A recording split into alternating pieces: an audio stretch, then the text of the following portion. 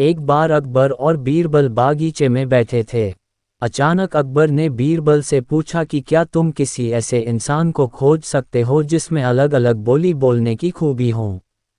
बीरबल ने कहा, क्यों नहीं, मैं एक आदमी जानता हूँ जो तोते की बोली बोलता है, शेर की बोली बोलता है और गधे की बोली भी बोलता है।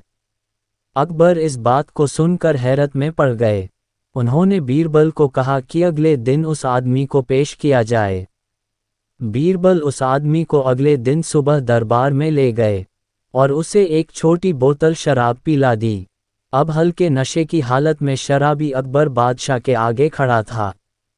वह जानता था कि दारू पीकर आया जानकर बादशाह सजा देगा, इसलिए वह गिड़गिड़ाने लगा और बादशाह की खुशामद करने लगा। तब बीरबल बोले कि हुजूर, ये जो सज़ा के डर से बोल रहा है वह तोते की भाषा है। उसके बाद बीरबल ने वहीं उस आदमी को एक और शराब की बोतल पिला दी। अब वह आदमी पूरी तरह नशे में था। वह अकबर बादशाह के सामने सीना तान कर खड़ा हो गया।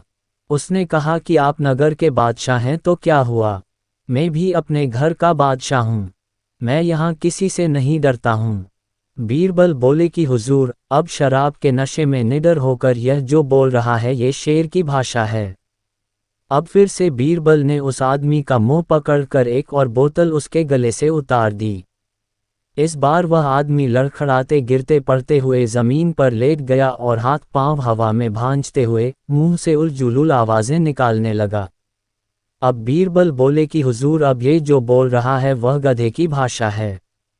अकबर एक बार फिर बीरबल की हाजिर जवाबी से प्रसन्न हुए और यह मनोरंजक उदाहरण पेश करने के लिए उन्होंने बीरबल को इनाम दिया।